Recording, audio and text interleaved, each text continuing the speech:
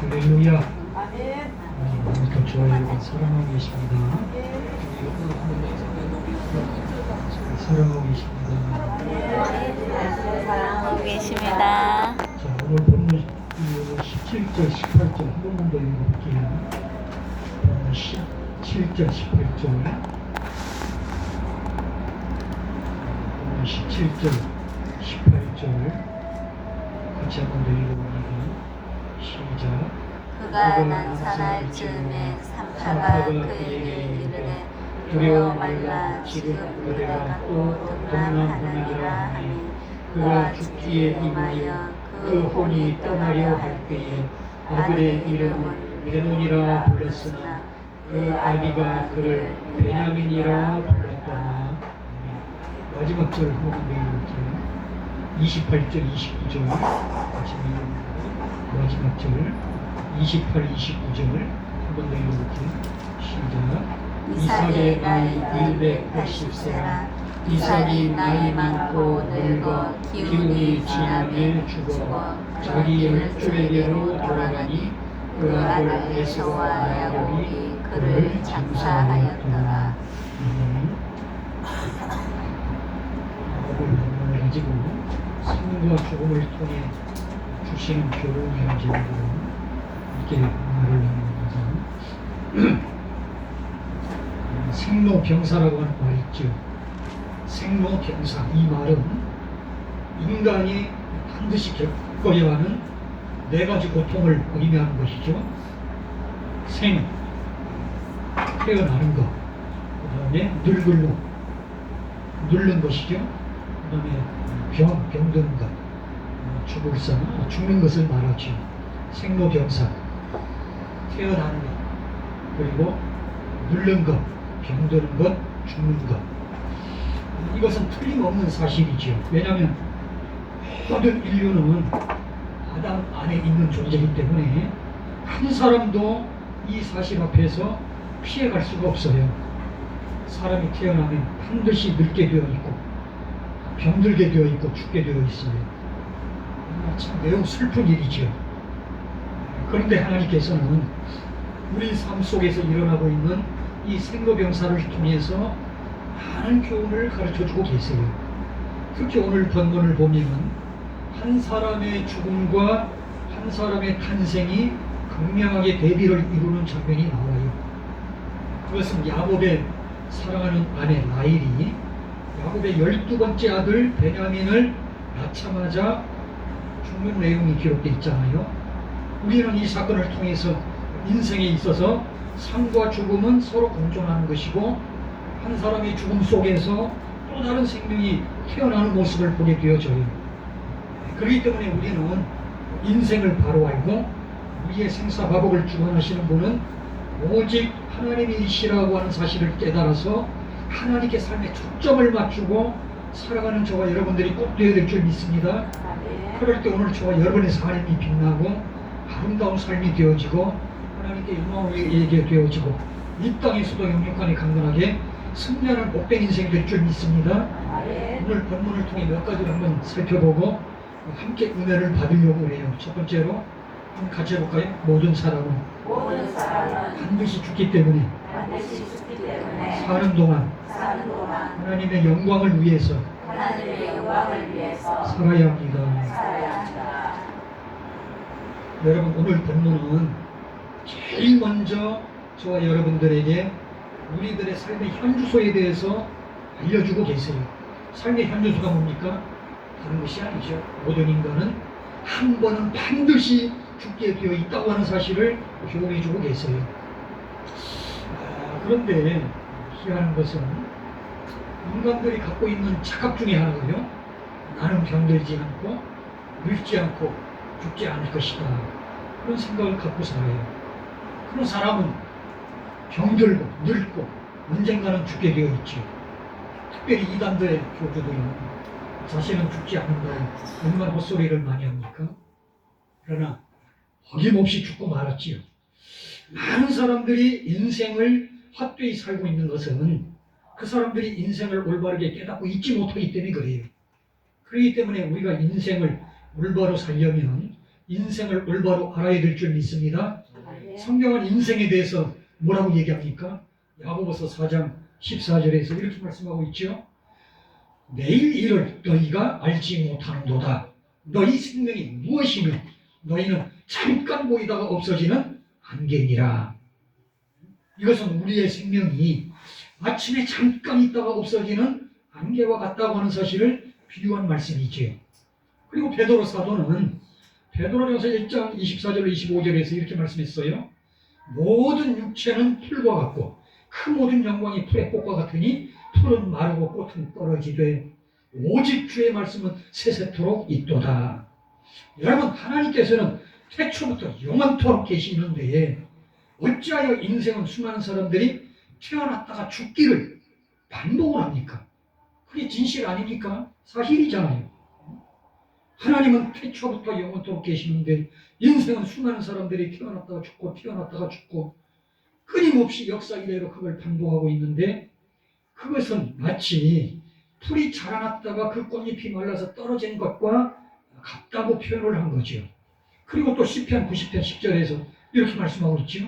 우리의 연수가 70이요 강건하면 80이라도 그 연수의 자랑은 수고와 슬픔뿐이요 신속히 가니 우리가 날아가나이다. 날아가는 게 맞아요. 세월이 얼마나 빠른지 화살과 같아요. 날아가요, 화살. 10년 긴 것 같아요. 금방 되고 말지요. 여러분, 이처럼 우리의 인생이 아침 안개와 같고 풀의 꽃과 같고 신속히 날아가는 것인 것을 깨달은 사람은 주어진 시간을 보람있고 알차게 가볍게 살려고 애를 쓴다고 하는 사실을 믿습니다. 본문을 보면 두 사람의 죽음이 나와요. 바로 아브라함의 독자이고 야곱의 아버지였던 이삭이죠. 이삭의 죽음.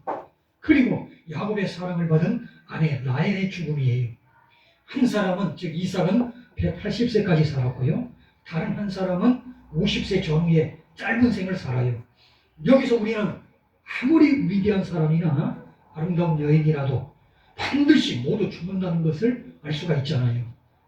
여러분, 이렇게 모든 사람들이 맞이하게 되는 죽음 앞에서 우리는 어떤 마음을 가져야 됩니까? 모세는 시편 90편 12절에서 이렇게 얘기를 했어요. 우리에게 우리날 계수함을 가르치사 지혜의 마음을 얻게 하소서. 그렇게 얘기를 해요. 이 말씀의 의미가 뭡니까? 우리에게 지혜를 주셔서 주어진 시간을 잘 활용해가지고 보람있는 인생을 살게 해달라는 말씀이에요. 할렐루야. 다시 말해서 사람은 반드시 죽기 때문에 사는 동안 지혜로운 삶을 살게 해달라는 얘기예요. 여러분, 지혜로운 삶은 어떤 삶을 가리킵니까? 에베소서 5장 15절로 21절에 해답이 나와 있죠. 지혜로운 삶에 대해서. 그런즉 너희가 어떻게 행할 것을 자세히 주의하여 지혜 없는 자같이 말고 오직 지혜 있는 자같이 하여 세월을 아끼라. 때가 악하니라. 할렐루야. 아멘. 세월을 아껴라. 때가 악하니라. 그러므로 어리석은 자가 되지 말고 오직 주의 뜻이 무엇인가 이해하라. 주의 뜻이 무엇인가 이해하라. 술 취하지 말라. 이는 방탕한 것이니 오직 성령의 충만을 받으라. 성령의 충만을 받으라. 시와 찬미와 신령한 노래들로 서로 화답하며 너희의 마음으로 주께 노래하며 찬송하며 범사에 우리 주 예수 그리스도의 이름으로 항상 하나님 아버지께 감사하며 그리스도를 경외함으로 피차 복종하라. 그러니까 지혜로운 삶이라고 하는 것은 세월을 아껴서 주의 뜻대로 사는 삶인 걸 믿습니다. 세월을 아껴서 주의 뜻대로 사는 삶이고, 또 성령 충만한 삶이고, 그리고 하나님을 경외하는 삶이고, 하나님의 말씀에 복종하는 삶이고, 하나님의 영광을 위해 사는 삶이야말로 지혜로운 삶이라는 거예요. 할렐루야. 히브리서 저자는 히브리서 9장 27절에서 이렇게 못을 박아요. 한 번 죽는 것은 사람에게 정하신 것이요, 그 후에는 반드시 심판이 있으리니. 이 말씀의 뜻이 뭡니까? 우리들이 살다가 죽는 것은 당연한 것이지만, 우리들이 이 땅에 사는 동안에 어떻게 살았는가, 누구를 위해 살았는가 하는 것에 대해서 하나님 앞에 가서 반드시 심판을 받는다는 거예요. 할렐루야. 그렇기 때문에 오늘 저와 여러분에게 주어진 시간을 잘 활용을 해서 먹든지 마시든지 무엇을 하든지 간에 하나님의 영광을 위해 살고 하나님께 충성하고 아름다운 열매를 맺는 삶을 살아서 하나님을 기쁘시게 하고 이 땅에서도 영육간이 강건하게 승리하는 저와 여러분들이 다 되어야만 될 줄 믿습니다. 두 번째로 오늘 본문을 통해 주신 교훈이 뭐예요? 그럼 같이 해볼까요? 인생의 어떤 면을 보느냐에 따라서 인생의 결과가 달라지기 때문에 전능하신 하나님을 바라보고 살아야 합니다. 할렐루야. 여러분, 인생의 어떤 면을 보느냐에 따라서 인생의 결과가 달라지기 때문에 전능하신 하나님을 보고 살아야 돼요. 여러분, 오늘 본문을 보면 태어난 아기의 이름이 처음에는 베논이었다가 나중에 베냐민으로 바뀌어요. 오늘 본문에 분명히 말씀하고 있잖아요. 그가 죽기에 임하여 그 혼이 떠나려 할 때에 아들의 이름은 베논이라 불렀으나 그 아비가 야곱이 그를 베냐민이라 불렀더라. 그러니까 금방 태어난 아기의 이름이 처음엔 베논이었다가 나중에 베냐민으로 바뀌어요. 여기에 중요한 교훈이 담겨 있어요. 여러분, 오늘 본문을 보면 라헬이 산고로 말미암아 죽었지만 새 생명인 베냐민이 태어났어요. 우리는 여기서 하나님의 놀라운 섭리를 한 가지 발견하게 되는데, 그것은 하나님께서는 인간에게 죽음이라고 하는 슬픔만 주신 것이 아니라 탄생이라고 하는 기쁨도 함께 주셨다고 하는 거지요. 할렐루야. 그러니까 죽음이라고 하는 슬픔과 한 생명의 탄생이라고 하는 기쁨이 교차되는 것을 볼 때 인생은요, 슬픔만 있는 것이 아니라 그 삶 가운데 기쁨도 있다는 걸 알 수가 있어요. 그러니까 인생의 어떤 면을 바라보고 사느냐가 중요한 거다, 이 얘기예요. 할렐루야. 하나님께서는 기쁨과 슬픔과 또 낙심과 위로를 적당히 섞으세요. 우리의 삶 속에 기쁨과 슬픔을 섞으시고 낙심과 위로를 적당히 섞으셔가지고 우리들로 하여금 이 어려운 힘든 세상을 이겨나갈 수 있는 용기와 힘을 주세요. 바울 사도는 고린도후서 1장 3절 5절에 이렇게 얘기를 해요. 찬송하리로다.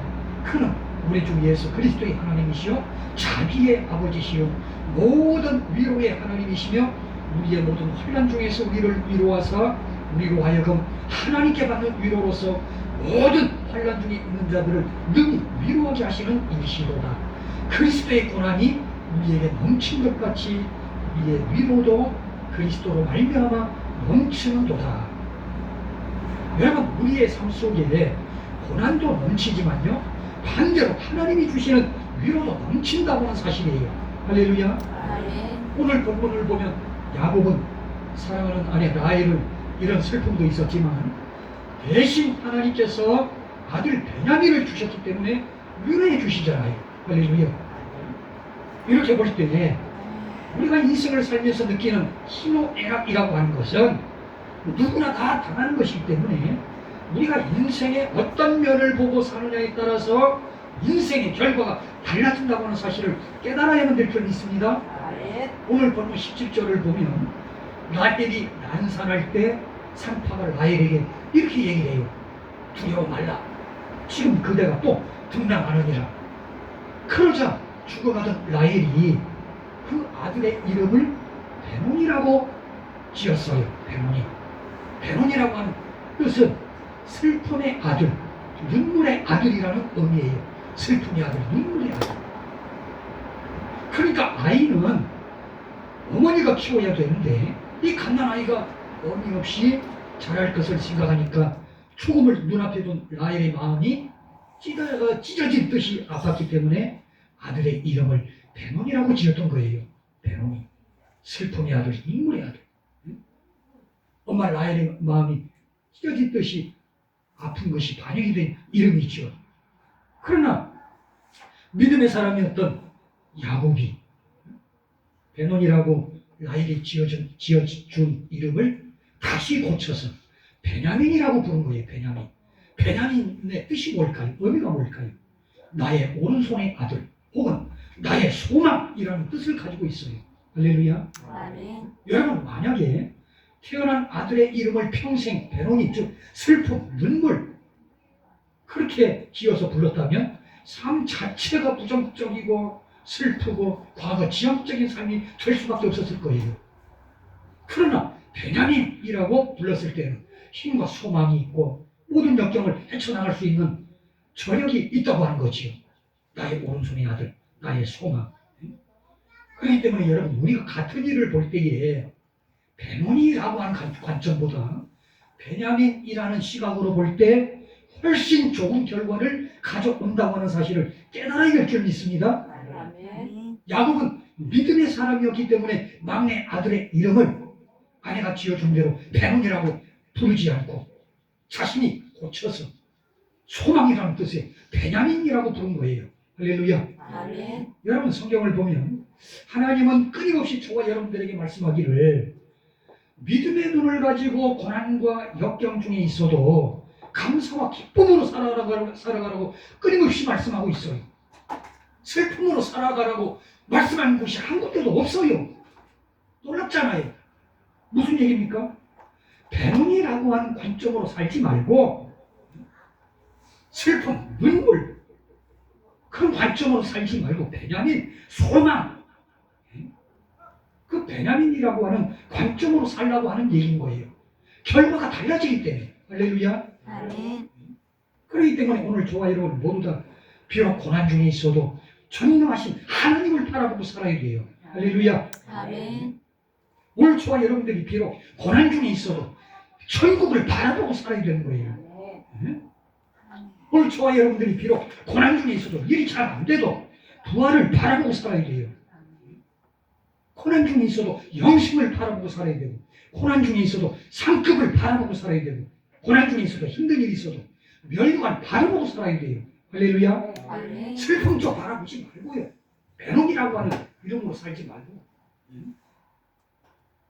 고난 중에 있어도 승리를 바라보면서 어떤 어려움 중에도 믿음으로 달려갈 길을 달려나가는 저와 여러분들이 다 되어서 하나님을 영화롭게 하고 이 땅에서도 영육간에 강건하게 반드시 승리하게 될 줄 믿습니다. 아멘.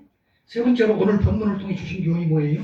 한번 같이 해볼까요? 예수님처럼 예수님처럼 우리 자신을 죽여야만 우리 자신을 죽여야만 많은 열매를 맺을 수 있습니다. 많은 열매를 맺을 수 있습니다. 할렐루야. 아멘. 여러분 오늘 본문을 보면 라헬이 아기를 낳다가 난상이 되어가지고 죽게 되는데 그때 베냐민이 태어나서 비로소 이스라엘의 12공동체가 형성돼요. 오늘 본문 22절부터 야곱의 12아들들이 쭉 나오지요. 그 12지파, 12공동체가 형성이 돼요. 베냐민이 태어나면서부터. 그러니까 이 12공동체가 형성되기까지는 그 저변의 밑바닥에 죽음과 탄생이 있었던 거예요. 다시 말해서 라헬이 죽음으로 베냐민이 태어났는데 이 사건은 기독교의 핵심 진리, 즉 십자가의 핵심 진리를 보여주고 있어요. 그게 뭡니까? 영적으로 혹은 육적으로 죽어야만, 누군가가 죽어야만 많은 열매를 맺을 수 있다고 하는 사실을 보여주고 있어요. 할렐루야. 아멘. 예수님께서는 요한복음 12장 24절에서 이렇게 말씀하고 있어요. 내가 진실로 진실로 너희에게 이르노니 한 알의 밀이 땅에 떨어져 죽지 아니하면 하나님 그대로 있고 죽으면 많은 열매를 맺느니라. 여러분, 씨앗이 땅에 떨어져서 썩지 아니하면 싹이 나지 않잖아요. 열매를 맺을 수가 없어요. 그러나 씨앗이 땅에 떨어져서 썩게 되면 거기서 싹이 나고 자라나고 많은 열매를 맺게 되는 줄 믿습니다. 성경을 보면 예수님께서는 온 인류를 살리기 위해서 자신의 목숨을 죽음 앞에 내놓으셨어요. 십자가에서 살을 찢고 피를 흘리시면서 대속의 죽음을 주고 주신 거지요. 그러자 예수님의 죽음을 통해서 수많은 사람들이 회개하고 믿어서 죄사함 받고 어렵다함을 받아 하나님의 백성이 된 줄 믿습니다. 그러니까 예수 그리스도께서 십자가에 달려서 속죄의 죽음을 죽어 주셨기 때문에 온 인류가 예수님으로 말미암아 구원받는 열매를 맺게 되어진 거예요. 할렐루야. 천국의 열매를 맺게 되어진 거예요. 만약에 예수님께서 십자가를 지시지 않았다면 어느 누가 죄사함을 받고 의인이 될 수가 있고 하늘나라 백성이 될 수 있습니까? 그러나 한 분 예수 그리스도께서 온 인류를 위해서 대신 죽으셔가지고 썩는 미랄이 되어 주셨기 때문에 수많은 사람들의 영혼이 구원받게 되었고 오늘날 우리들은 물론이고요, 우리들의 후대까지 다 구원받게 된 줄 믿습니다. 로마서 5장 18절 19절에서 이렇게 말씀하고 있죠. 그런즉 한 범죄로 많은 사람이 정죄에 이른 것 같이 우리의 한 행동으로 말미암아 많은 사람이 의롭다 하심을 받아 생명에 이르렀느니라. 한 사람의 순종치 아니함으로 많은 사람이 죄 있는 것 같이 한 사람의 순종하심으로 많은 사람이 의인이 되리라. 할렐루야. 아멘. 여러분, 우리들도 마찬가지예요. 예수님처럼 우리 자신을 죽여야만 많은 열매를 맺을 수 있다고 하는 거예요. 그러면 우리 자신 속에서 무엇을 죽여야 한다는 얘기입니까? 우리 자신 속에서 죽여야 될 게 뭡니까? 죽여야 돼요. 반드시 죽여야 열매가 맺어져요. 죽어야 산다고 하는 진리가 이루어지는 거죠. 여러분, 우리 자신 속에서 매일매일 죽여야 될 게 뭐예요?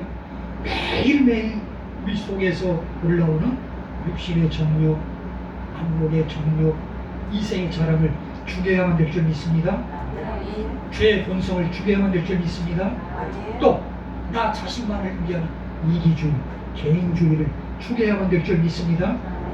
대신 하나님을 위하고 이웃을 위하고 복음을 위해서 희생하고 헌신하고 섬겨야만 비로소 많은 열매를 맺게 되어질 줄 믿습니다.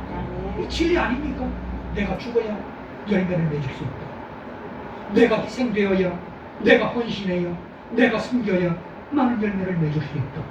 이게 기독교 십자가의 핵심 아닙니까? 예수님이 십자가에서 희생하심으로, 죽어주심으로 많은 열매를 맺으셨듯이 우리들도 우리 자기 자신을 희생해서 그래야 많은 열매를 맺을 수 있는 것 아닙니까? 이건 진리죠. 내가 죽지 않는데 어떻게 열매를 맺어요? 내가 썩지 않는데 어떻게 많은 열매가 맺어질 수 있느냐는 거예요. 예수님이 십자가에서 설치고 피 흘려 죽으심으로, 희생하심으로 수많은 사람들의 영혼을 구원하는 열매를 맺었듯이 우리도 우리 자신을 죽여야 되겠다고 하는 거예요. 주님께서는 마태복음 8장 35절에 이렇게 말씀하고 있어요. 누구든지 제 목숨을 구원코자 하면 잃을 것이요, 누구든지 나와 복음을 위하여 제 목숨을 잃으면 구원하리라. 그러니까 주님은 누구든지 나와 이 복음을 위해서 제 목숨을 잃으면 구원하리라고 말씀하고 계세요. 여러분, 이것은 누구든지 주님과 복음을 위해서 자신을 죽이면, 즉 우리들 속에서 매일매일 올라오는 육신의 정욕, 안목의 정욕, 이생의 자랑을 죽이고 나 자신만 위하는 개인주의, 이기주의 죽이고 또 죄의 본성을 죽이고 대신 하나님을 위해, 이웃을 위해, 복음을 위해서 희생하고 헌신하고 섬기게 되면 많은 열매를 맺을 수 있다고 하는 말 아닙니까? 할렐루야. 아멘. 사도행전 9장 36절로 43절을 보면 자신을 죽여서 많은 열매를 맺은 사람이 나와요. 바로 도르가라고 하는 여인이에요. 도르가. 초대교회 때 요파 교회에 도르가라고 하는 여제자가 있었는데 자신을 죽이고 다른 사람을 섬겼어요. 성경을 보니까 도르가에 대해서 선행과 구제하는 일이 심히 많은 여인이었다고 얘기를 해요. 선행과 구제하는 일. 특히 다른 과부들을 위해서 속옷과 겉옷을 많이 지어서 입혔다고 얘기를 해요. 이 도르가의 희생으로 말미암아서 그 교회가 사랑으로 충만해졌고 생명이 넘치고 가장 은혜와 복을 받는 교회가 되어졌다고 말씀하고 있지요. 그렇기 때문에 죽어야 산다고 하는 원리는 바로 기독교의 기본 정신이고 십자가의 기본 정신인 줄로 믿습니다. 아멘. 죽어야 산다. 예수님이 죽어서 저와 여러분들을 살려내 주셨잖아요. 오늘 저와 여러분들도 우리가 주님 앞에 서는 날까지 끊임없이 자신을 죽여야 될 줄 믿습니다. 아멘. 대신에 하나님 나라를 위해서, 복음을 위해서, 이웃을 위해서 희생하고 헌신하고 섬겨서 많은 열매를 맺어서 하나님을 기쁘시게 하고 영육간의 강건하게 승리하는 저와 여러분들이 다 될 줄 믿습니다. 아멘. 네 번째로 오늘 본문을 통해 주신 교훈이 뭡니까? 한번 같이 해볼까요? 이 땅에서의 죽음은 이 땅에서의 죽음은 영원한 나라의 영원한 나라의 시작을 의미합니다. 시작을 의미합니다. 할렐루야. 아멘. 여러분, 이 땅에서의 죽음은 끝이 아니에요. 영원한 나라의 시작을 의미한다고 하는 사실을 깨닫고 살아야 될 줄 믿습니다. 아멘. 여러분, 이 땅에서의 죽음이 끝이 아니고 영원한 나라의 시작이라고 하는 것을 암시하고 있는 말씀이 오늘 본문에 두 군데 기록되어 있어요. 오늘 본문 18절을 보면 라헬이 죽기 직전에 이렇게 기록하고 있죠. 그가 죽기에 임하여 그 혼이 떠나려 할 때에, 그 혼이 떠나려 할 때에, 영혼이 떠나려 할 때에 라고 하는 말씀이에요.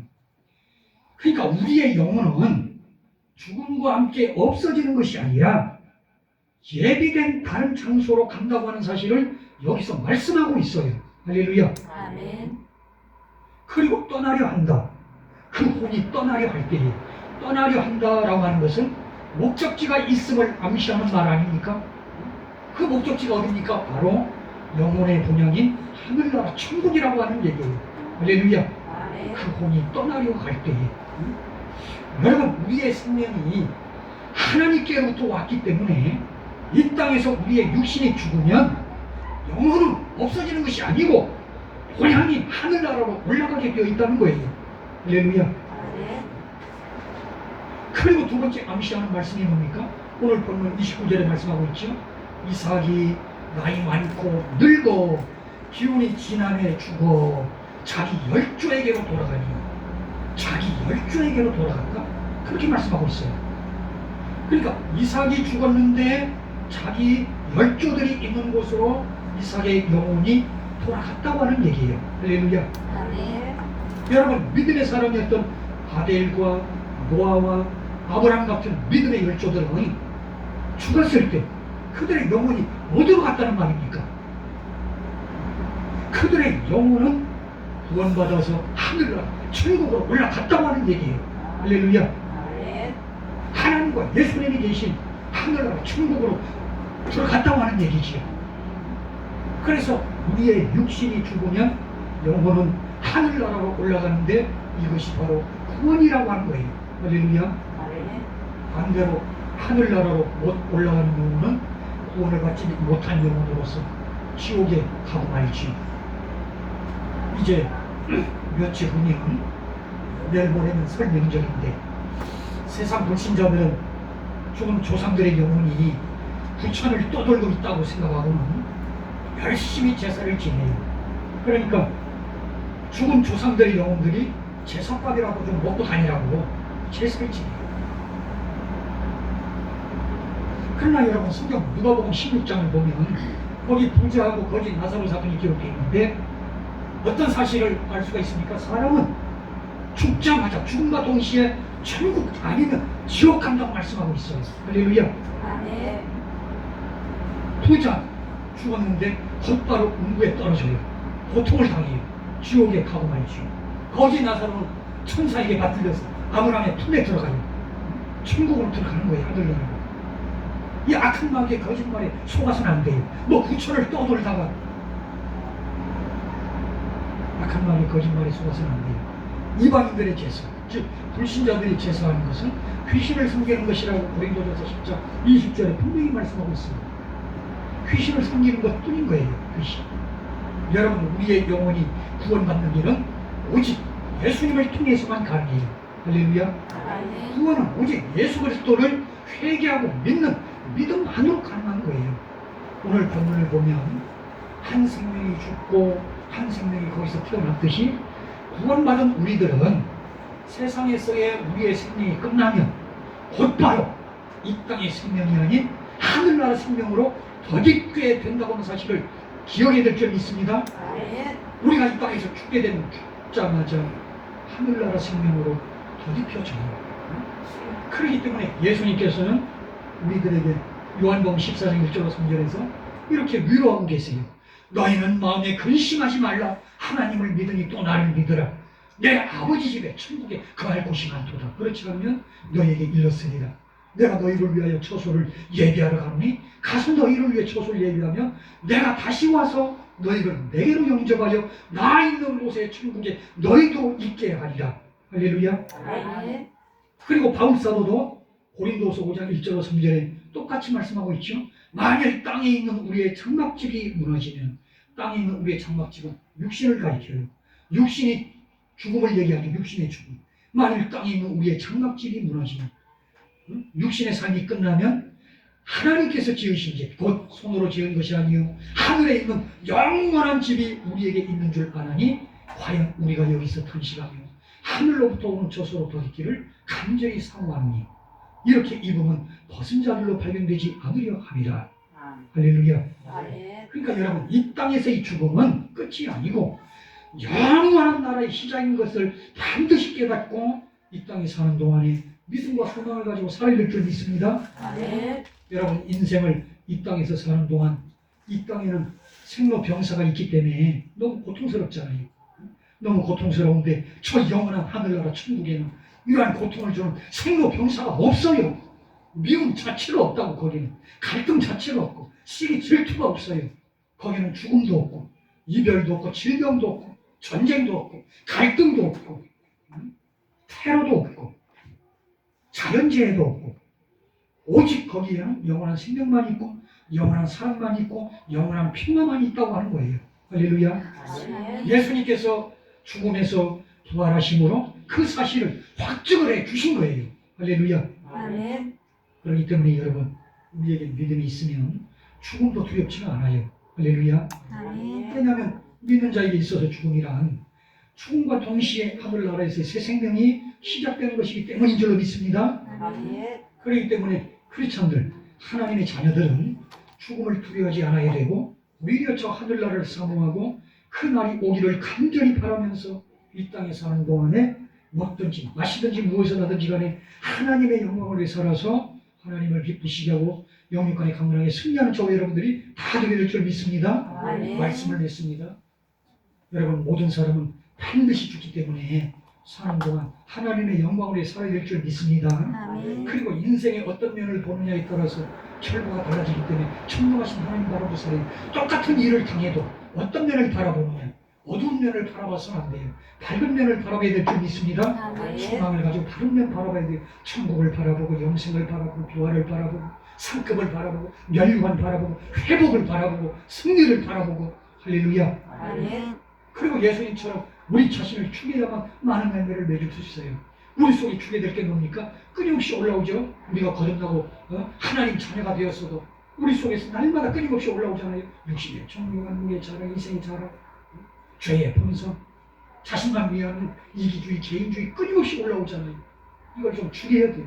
그리고 버거물의 이웃을 하나님을 위해서 섬기고 희생하고 헌신하면 반드시 열매를 맺게 될 줄 믿습니다. 아멘. 그리고 이 땅에서의 죽음은 영원한 하늘나라의 시작인 걸 의미하기 때문에 오늘 저와 여러분 소망 가지고 영육간에 강건하게 승리하는 저와 여러분들이 반드시 될 줄 믿습니다. 아멘. 기도드립니다. 하나님 아버지, 감사합니다. 정말